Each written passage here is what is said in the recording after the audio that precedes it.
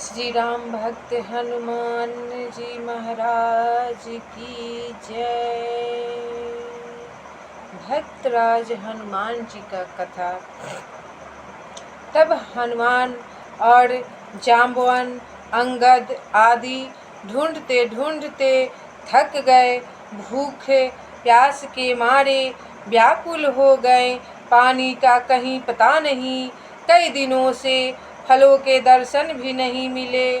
सारी जिम्मेवारी हनुमान जी पर आई। उस मिशन पर्वत के एक शिखर पर चढ़कर उन्होंने देखा तो पास ही कुछ हरियाली दिख पड़ी। कुछ सुंदर सुंदर पक्षी अपने पंखों से पानी छिड़कते हुए आते दिख पड़े। तब अनुमान हुआ कि यहाँ कोई सुंदर बगीचा और जलाशय होगा। सबको लेकर वे उधर ही गए। वहाँ आने पर मालूम हुआ कि एक गुफा में से ही ये सब निकल रहे हैं और एक दूसरे का हाथ पकड़कर भगवान राम का स्मरण करते हुए वे गुफा में घुस पड़े। बड़ी ही सुंदर गुफा की वहाँ के झरने में अमृतमय जल था। गुफा में अमृतमय जल था और सोने से वृक्ष थे और उनमें बड़े ही स्वादिष्ट फल लगे हुए थे। वहाँ की तपस्विनी से अनुमति लेकर सबने खाया पिया, स्वस्थ हुए। खा पी के सबको शरीर में हरियाली आ गई। भूखे से सब तड़प रहे थे वानर राज। उस तपस्विनी ने पूछने पर हनुमान ने सारा वृतांत कह सुनाया। हनुमान सारा कहानी बता चुके कि हम लोग सीता के पता लगाने आए हैं, राम जी का सीता को हरण हो गया है। तब और अच्छा प्रगट की कि जहाँ तक हो सके शीघ्र ही हम लोग यहाँ से निकल जाएं तो अच्छा है। उस तपस्विनी ने कहा, भैया यहाँ आने पर फिर कोई जीवित नहीं लौटता। यह निर्जीव तपस्या करने का स्थान है। यदि लोग यहाँ से लौटने लगे तो यहाँ की तपस्या में विघ्न पड़े। परंतु तुमने मुझे भगवान राम की कथा सुनाई है, इसलिए तुम लोगों को तपस्या के बल से मैं यहाँ से निकाल ले चलूँगी। मुझे भी भगवान राम के दर्शन के लिए पर्वत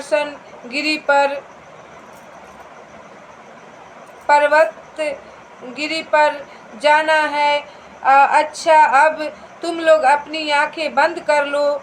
वानर भालुओं ने अपने अपने हाथों से अपनी अपनी आंखें बंद कर ली। तब लक्ष्मण जी क्षण भर में ही उन्होंने देखा कि सब समुद्र के किनारे एक उच्च पर्वत पर खड़े हैं और हनुमान से अनुमति लेकर वह तपस्विनी भगवान राम के दर्शन के लिए चली गई। तब अंगद ने कहा, भाई अब 1 महीना बीत गया, न हम लोग जानकी का पता लगा सके और ना तो जहाँ जहाँ जाना चाहिए था वहाँ ही जा सके। अब वहाँ आने पर सुग्रीव मुझे अवश्य मार डालेगा, इसलिए मैं अब यहाँ रहकर तपस्या करूँगा। तुम लोग जाओ। हनुमान ने कहा, युवराज आप असमय ही क्यों हिम्मत हार रहे हैं? सुग्रीव आपसे बड़ा प्रेम करते हैं। आप अपने जी जान से भगवान राम का कार्य सिद्ध होने के लिए चेष्टा करते रहे हैं। गुफा में जाने के कारण हम लोगों को देर हो गई है। वे अवश्य क्षमा कर देंगे और आपको राजा बनाएंगे। आप घबराइए मत, भगवान राम बड़े दयालु हैं, वे सर्वथा आपकी रक्षा करेंगे। चलिए हम लोग अपनी भक्ति पर अपनी शक्ति भर उनकी आज्ञा का पालन करते हैं तो करें। यदि आप सुग्रीव से द्वेष करते हैं, उनके राजा होने से आपको दुख हुआ है और यहाँ रहकर आप बचना चाहते हैं तो कदापि संभव नहीं है। आप राम के काम से जी चुराकर चाहे जहाँ भी छिपे क्षण भर में पर लक्ष्मण के बाणों से क्षण भर में नहीं बच सकते हैं। उनका काम न करने पर जब बच ही नहीं सकते तो उनके पास चलना ही अच्छा है। जैसा वे करेंगे वैसा होगा। हनुमान की बात सुनकर अंगद ने जीवित रहने का संकल्प तो छोड़ दिया, परंतु उन्होंने सुग्रीव के पास जाने की अपेक्षा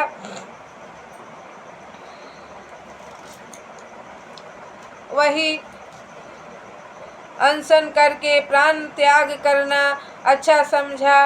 उनके साथ सभी अनशन करने लगे। राम चर्चा होने लगी। उसी समय संपत्ति के दर्शन हुए, उससे सीता का पता मालूम हुआ।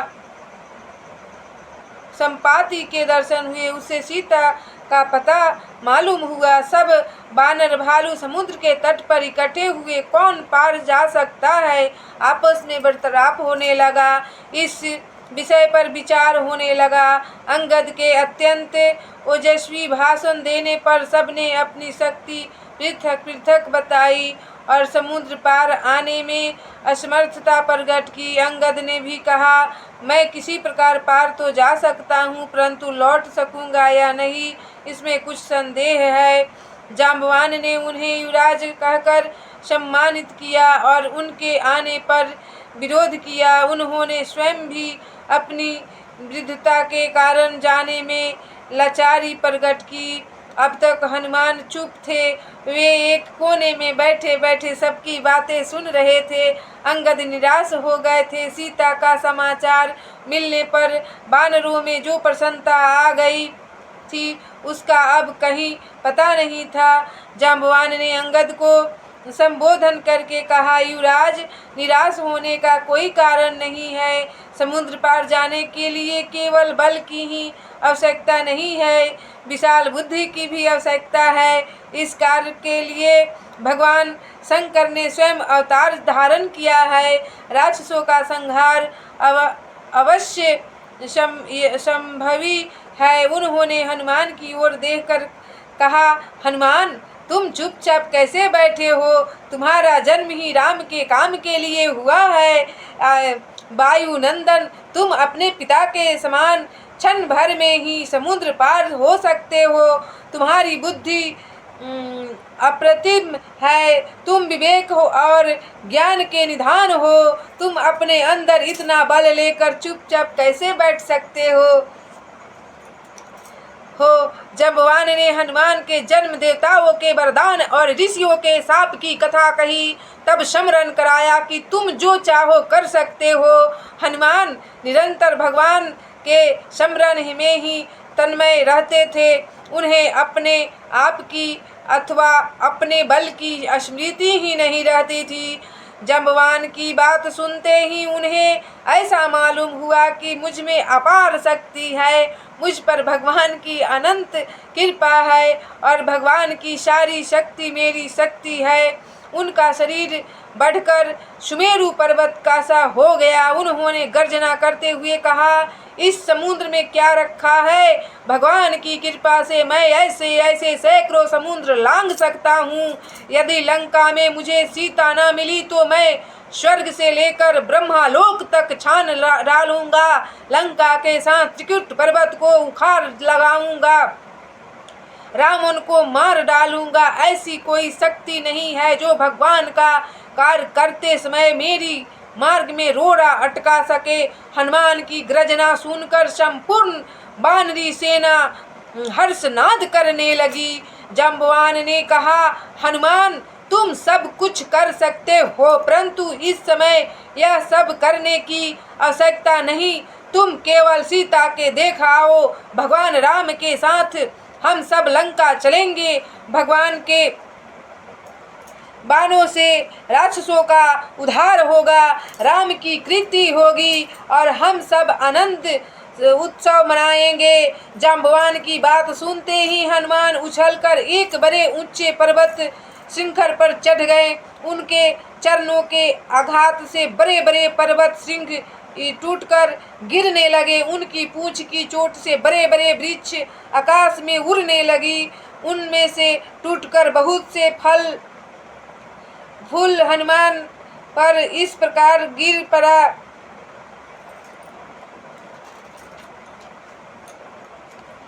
रहे थे मानो वे उनकी पूजा कर रहे हो। देवताओं ने जय जयकार किया।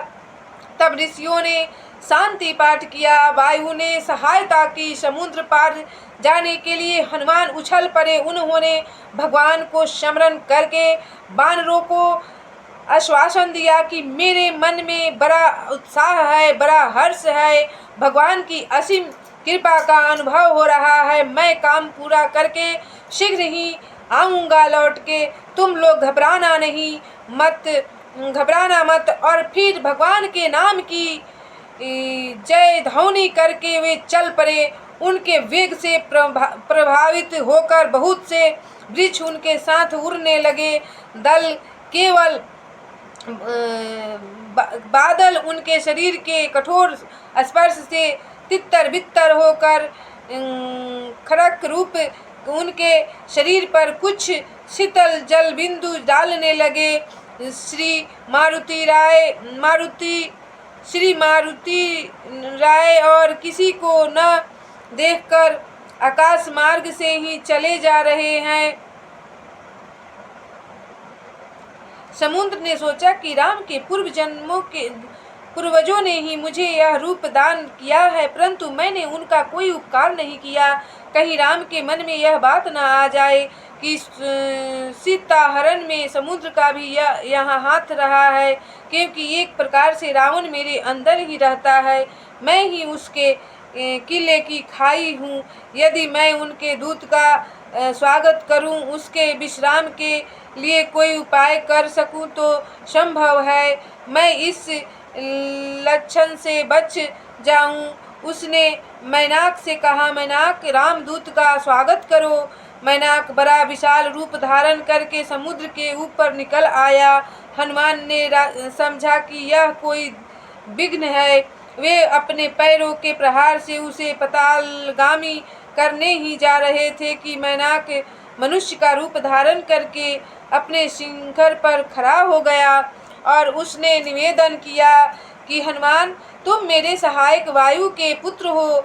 जब इंद्र अपने वज्र द्वारा पर्वतों को पांखें काट रहे थे, तब तुम्हारे पिता की सहायता से ही मैं समुद्र में आ घुसा और अनेकों बचा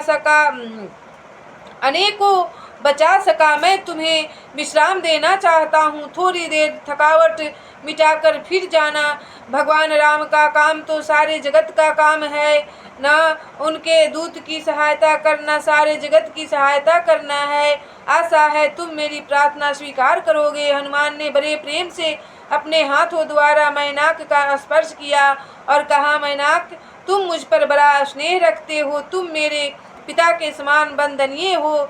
मुझे तुम्हारी आज्ञा का पालन करना चाहिए, परंतु मैं इस समय भगवान राम के काम से जा रहा हूँ।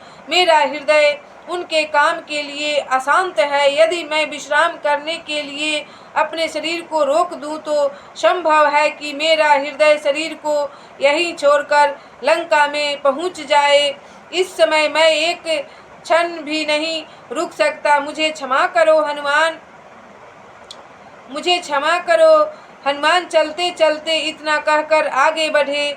देवताओं ने सोचा कि हनुमान में बल तो है, विद्या की भी कई बार परीक्षा हो चुकी है, परंतु राक्षस के बीच में जाकर सकुशल लौट आने की बुद्धि इनमें है या नहीं, यह बात जान लेनी चाहिए। उन्होंने दक्ष पुत्री, कश्यप पत्नी और नागमाता सुरसा को हनुमान की परीक्षा के लिए भेजा।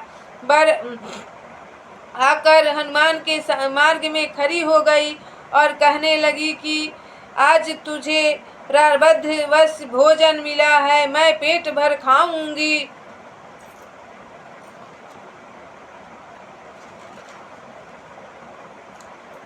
तब हनुमान ने पहले तो यही कहा कि राम का काम है, मुझे पहले कर लेने दीजिए, तब खा जाना, मैं मृत्यु से नहीं डरता। परंतु जब उसने अस्वीकार कर दिया तब हनुमान ने मुंह फैलाने को कहा।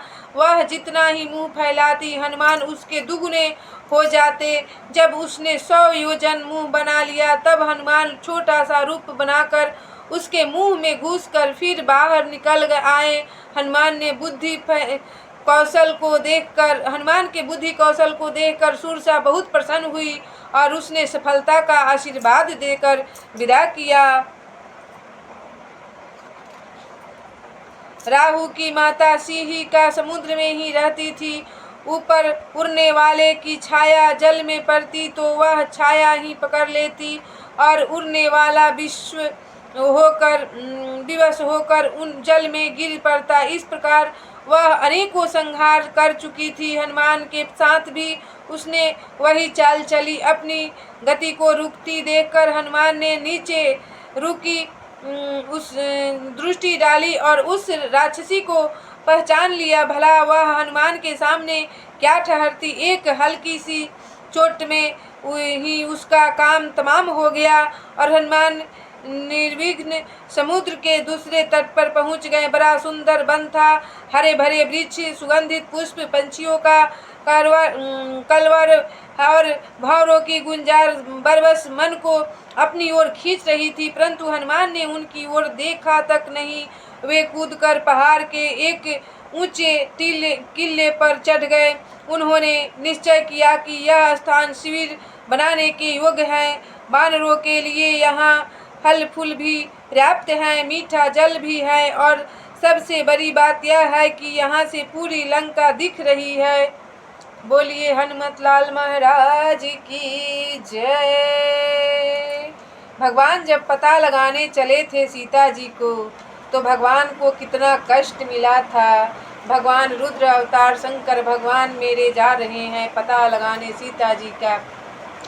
रास्ते में कितना राक्षस, कितना उनको बाधा आया। सबको टालते टालते भगवान लंका में अब प्रवेश करने वाले हैं। भक्तराज हनुमान की जय, पवन पुत्र हनुमान की जय, राम भक्त हनुमान की जय।